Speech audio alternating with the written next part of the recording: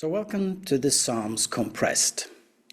Today we will turn our hearts to Psalm 10, a powerful cry of lament that speaks to the struggles that we all face in a world that often seems unjust. And the psalmist here, he opens with a profound question. Why, O Lord, do you stand far off? Why do you hide yourself in times of trouble?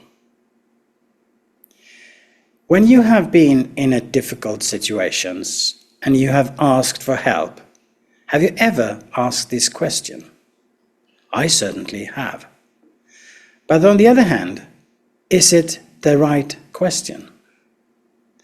Why does God often feel so distant in times of trouble? And what if we never get our why question answered? Paul, he said that he had a situation while doing ministry in Asia that caused him to despair of life itself. But he also said that this happened in order that he would not rely on himself, but in God who raises the dead. Psalm 10 is very much related to Psalm 9.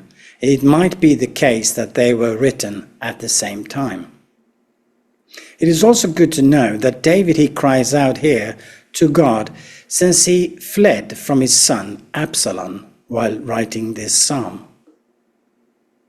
And this reflects the deep sense of abandonment that many of us feel when we are confronted with suffering and also evil. The psalmist here observes the wicked, who seems to prosper while the innocent suffer. And this observation resonates with our own experiences, where injustice often feels overwhelming.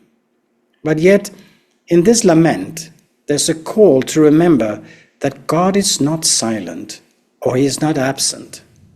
The psalm reminds us that God sees the plight of the oppressed, and he hears their cries.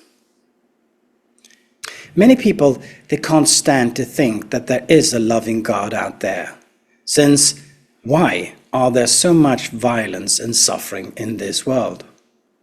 And I've heard this from various of people, even many famous and outspoken ones.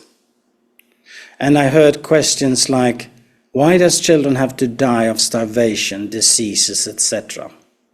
These are hard questions that need to be asked, of course, but I'm not going to try to answer them here or going into a debate with these people, perhaps some other time in a different setting.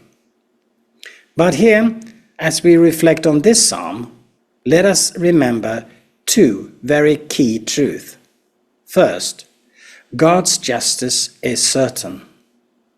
Though it may seem delayed, God will bring justice in his perfect timing. I don't know when that is, no one knows, but he will bring justice in his perfect timing.